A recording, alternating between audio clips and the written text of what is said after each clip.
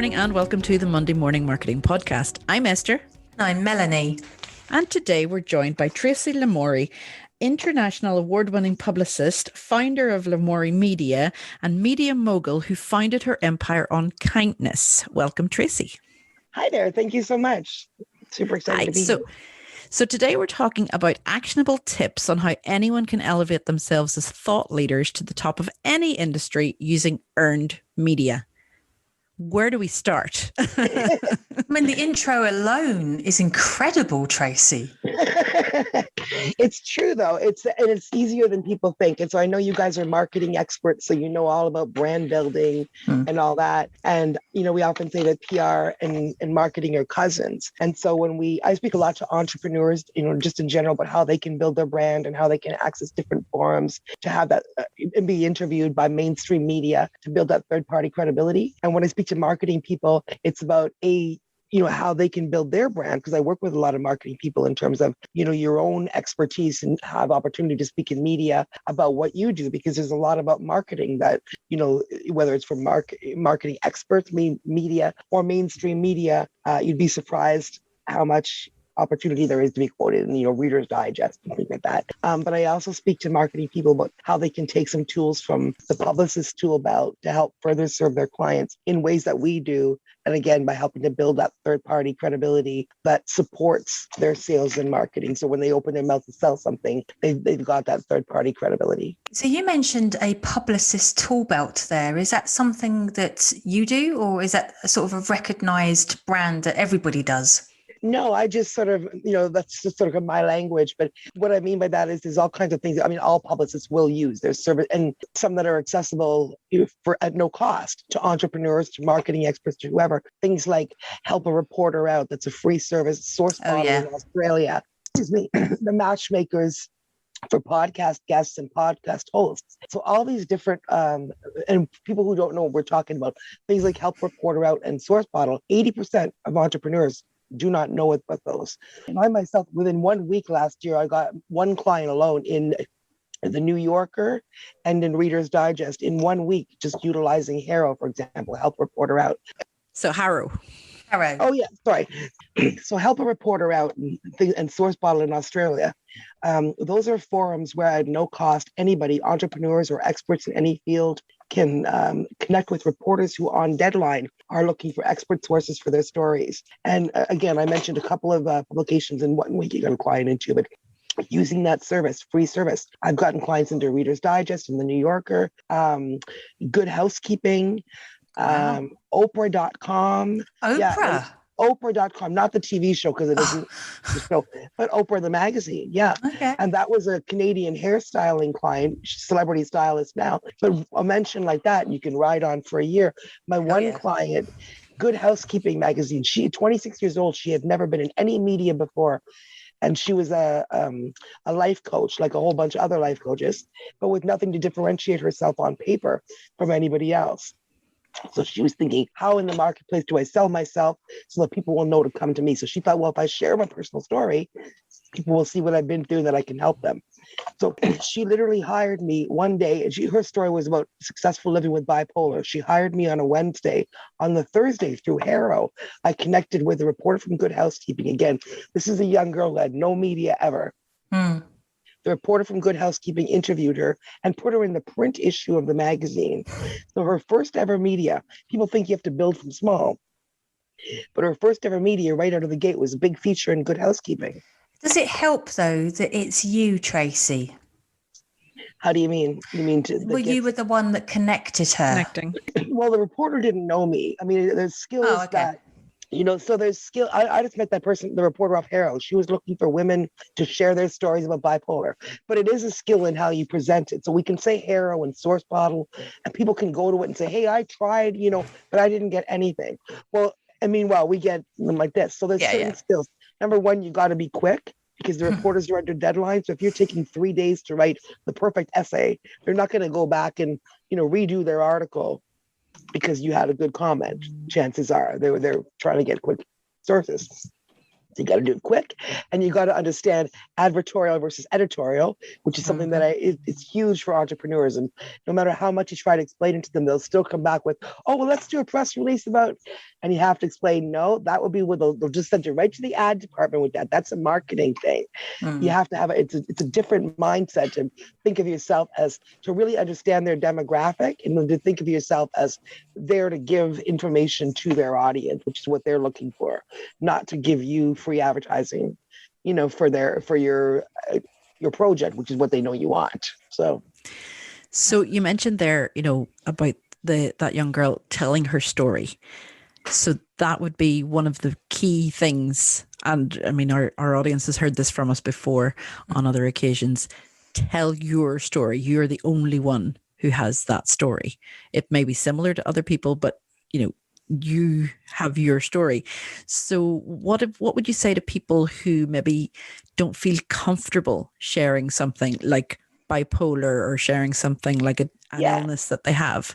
Yeah, not everybody has to be, share something that personal, and a lot of people wouldn't. But she had thought, I mean, it wasn't something I put on her and said, hey, you should have to do it. She had been thinking, hey, this is what I think. If I start putting this out, people will resonate with my struggles. So that was her decision before she met me, that she wanted to put it out. But she has gotten huge, as a result of that now for the last year. And again, that was an unknown person. And now for the last year, pretty much anything to do with mental health, anything to do with positivity, with inspiration, with, getting over that mountain, anything like that. We pitch her to that, and she gets them, as seen in Good Housekeeping, as seen in Good House. So now she's got a whole bunch. She's basically built a career and a public, presence based on that. A magazine series, Arianna Huffington's Thrive Global called her a mental health champion. Wow. And that's exactly quite an accolade. That's what I'm saying. And so now we say that mental health champion Clisver, as seen in Good Housekeeping. I'm not my mental illness. So right there, that sentence alone is hugely powerful. She gets them.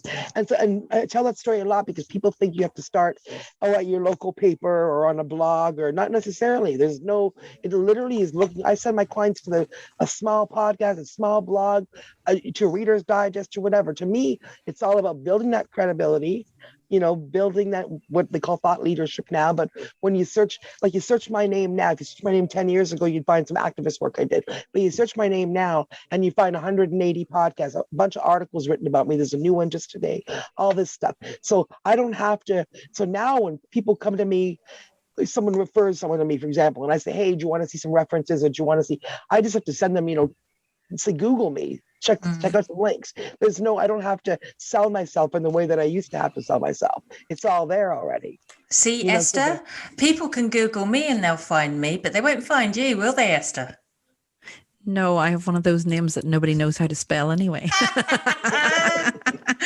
But if they knew, then if they do, then it's Tracy, just like Tracy Lamourie. There's nobody else called Tracy Lamourie. Oh, no. My husband's name is Dave Parkinson. So he can't, it's not as easy for him to do that. It's like John Smith, Dave Parkinson, Mike Jones, So we have actually been talking about marketing and PR together so far, haven't we?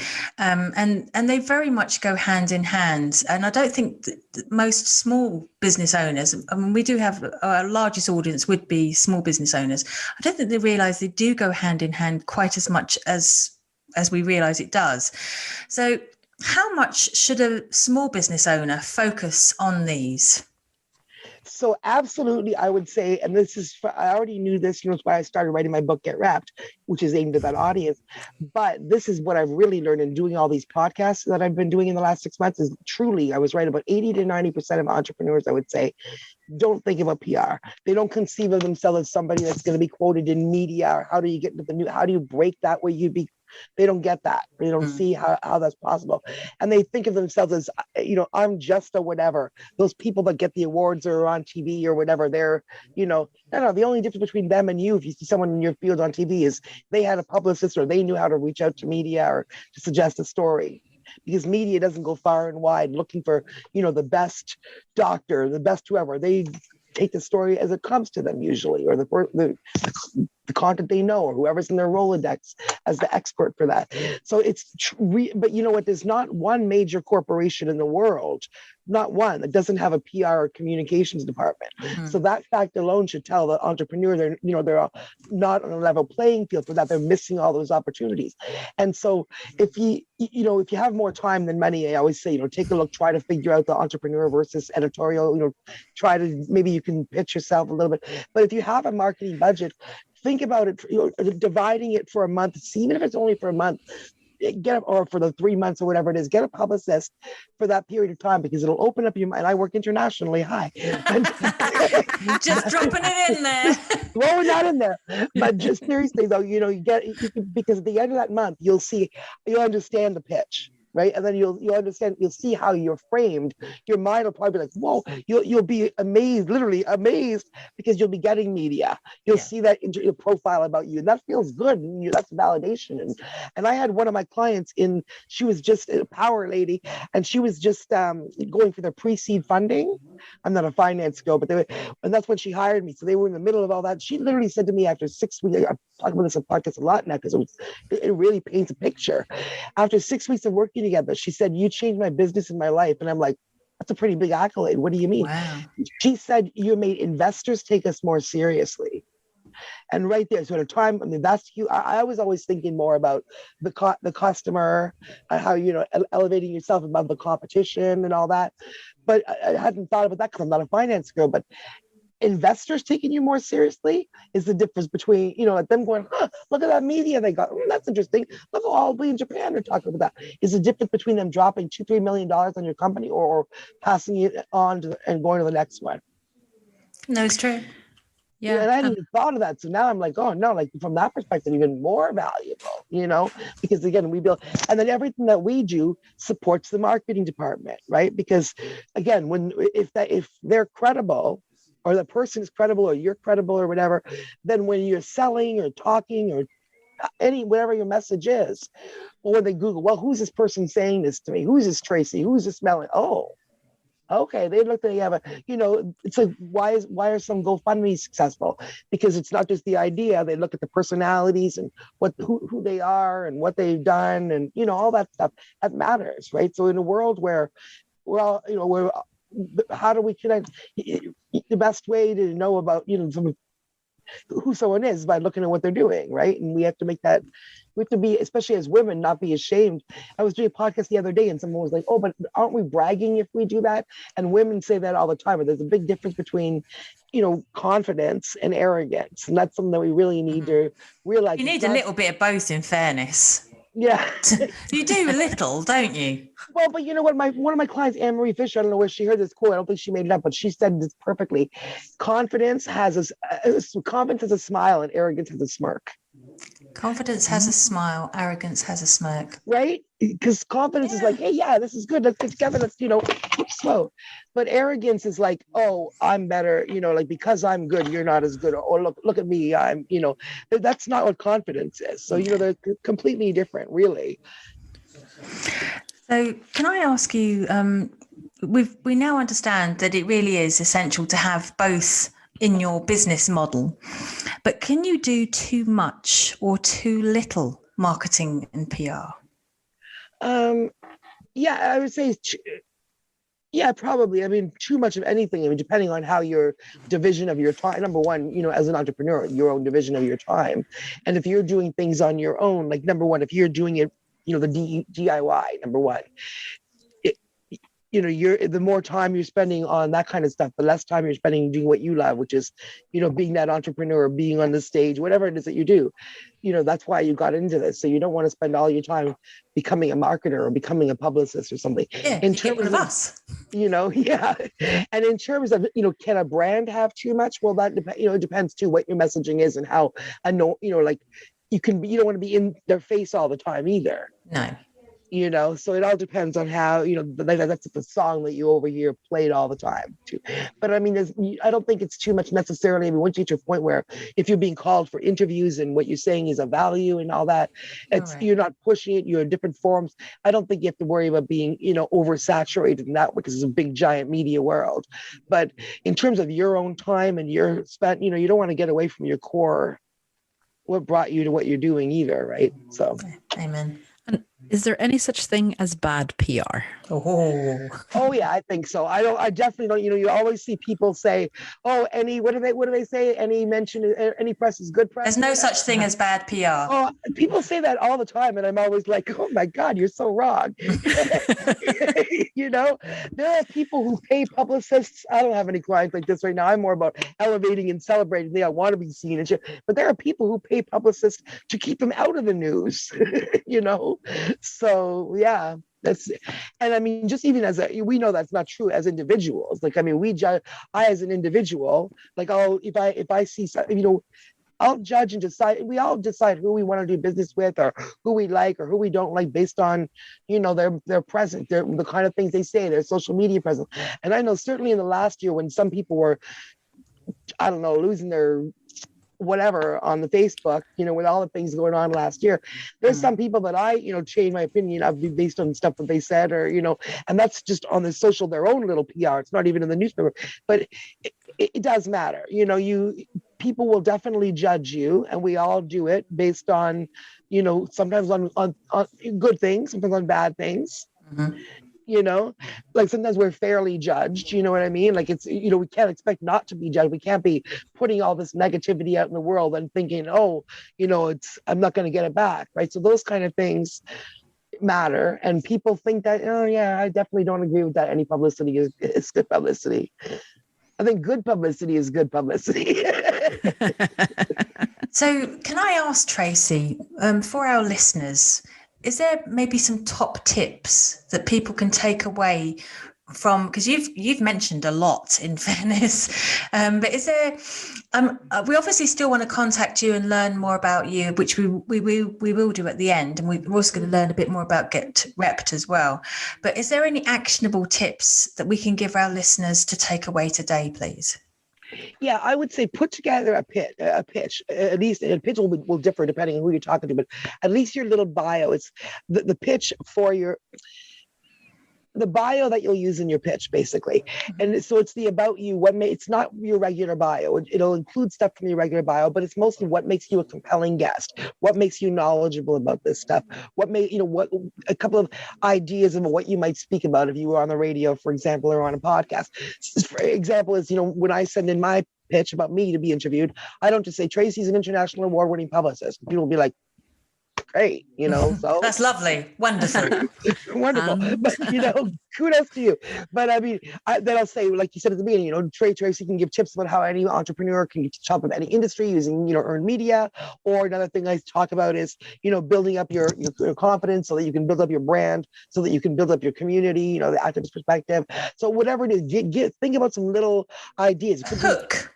Like what you would talk about on a segment. Yeah, exactly. Yeah. And that should be, small little paragraph. This is the about Tracy, the about Melanie.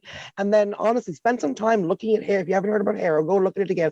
Help a reporter out. It's free. It's over here, it's journo request. Over here, it's journo request. And you guys have Source Bottle in Australia as well. I didn't even know journal. So yeah, there's a bunch of them, but basically and Haro is good too everywhere, because I'm in Canada, and about 60% will be America only, but a lot of it is more, whatever, they don't care. So look at them all, and honestly, if you just check in with those once a day, after a while, you're gonna actually be amazed. Again, your mind will be open to see what the media opportunities available for free for regular people are, and start thinking more about, Google, look it up on the interwebs and figure it out. What I mean when I say editorial versus advertorial, because again, the advertorial is the way you're trained to think. You talk about your product, you talk about marketing. That's all familiar to all of us from watching a million ads. You're also used to watching, news interviews. So start thinking about that in terms of yourself, and watch the news thinking, before you pitch a story to the news, watch the news. Is that really a story that might be on the news, or is it more something that would be, maybe on page A16 or in the lifestyle section of the paper, and pitch appropriately? You don't pitch, store opening to the newsroom with 22 minutes to tell the national news. So you have to start to have an understanding of what they do, what kind of stories they cover, and And that's where you don't want to spend all your time though. So, maybe hire a publicist. But it depends on if you have more time than that. Like I said, when we all start out, we want to do everything ourselves, and there are definitely. But we don't have a budget when we start out. Exactly. So we both, right? We don't have a budget, and we kind of like there's so many things to do. You're just sort of starting it. So there are definitely things. I didn't hire a publicist when I started this, and I wasn't a publicist, So, but I put a whole hell of a lot of time into it to make me over 9 years from when I started as a freelancer to where you Google my name now, and there's blah blah blah, international award winning. That's all, time, right? It's time, but you can do that. So, take an hour out, take whatever, 2 hours a week. Can you do that? Then do that, and you use that time and find the opportunities, and, because there are a lot of opportunities. Okay. So I'm going to have to ask, Tracy, tell us about Get Repped. All right. So my publisher would say, boy, we've been waiting for that for a long time. She originally asked me to write that in 2017, but busy publicist, I'm always busy with my clients. Wow. This year I've gotten a lot more, and the impetus behind it was, so Lou Bayer was one of my first clients when I was a freelancer. Now she's the head of propriety publishing, but back then she had just got her book, The 30% Solution, which is a business book about how civility in the workplace can impact your bottom line in terms of employee retention and customer retention and stuff. We made that an Amazon and business bestseller just with working with her. This is 6 or 7 years ago. And then she decided to start her own company in publishing, has about 40 authors now, mostly in soft skills and business. And she literally asked me to write the book on PR. So I started writing it like 3 years ago, and then I was like, stop and start. But now I've been, over COVID, I'm like, no, okay, I'm going to take an hour a week, and I've actually been doing it. So we should have it out by early summer. And it's actually worked out really well because through COVID, I've started doing all these podcasts, mostly to a business audience, as a guest to entrepreneurs and executives, which is the audience for the book. So I'm, really seeing like the kind of questions that are asked to, and the kind of, the responses that listeners have. And I'm really understanding what a blank spot, what a blank spot it is for so many entrepreneurs. Just the way when I started my business, I was great at what I do, but I know nothing about the back end, about finance, about growing a business. So I had to get somebody to come in and, teach me all that. And they look at me going, gee, she didn't know that. That's the easy stuff. Just the same way I look at any expert and I'm like, gee, why aren't they utilizing media? You're an expert, get up there. And they're like, what? You can do that? How do you do that? That's why I started, the book and talking about it and everything. Because really, again, it's the way I built my entire business. I have never placed an ad, not one ad ever. Have you never? Not one. Wow. That is impressive, actually. Yeah. So where would we find the book, Tracy? So it's going to be on Amazon. It's going to be on Propriety Publishing. It'll be, I'm hoping to get it in. I'm going to be doing my PR thing, see if I can get it in some bookstores. So, but definitely Amazon and Propriety Publishing. Okay. That you have given us so much great information today, Tracy, and so many tips that we can all take and all run with. Thank you for that. Where can we find you to connect with you and, engage see you more stuff? Yeah, you can follow me or hire me or whatever the heck you want to do. Yeah. So you can find me on Instagram at Tracy Lamourie PR Media, which if you spell my name right, they'll find me because I'm the only one. And LamourieMedia.com is my website. Tracy Lamourie on Facebook. LinkedIn is great to connect with me as well. Tracy Lamourie on LinkedIn. And and I'm happy to do a free half-hour consult with anybody that says they heard me here and wants to know if I really can get them in the media. Because I promise, everybody. Oh, thank you for doing that, Tracy. That's very nice of you. Wonderful. Absolutely. I hope all our listeners take you up on that. That's it for today, guys. Thanks for joining us. Do connect with Tracy and ask her all your burning questions as well in case we missed anything out today. We'll be back next week with more Monday Morning Marketing. Until then, have a good one. Bye.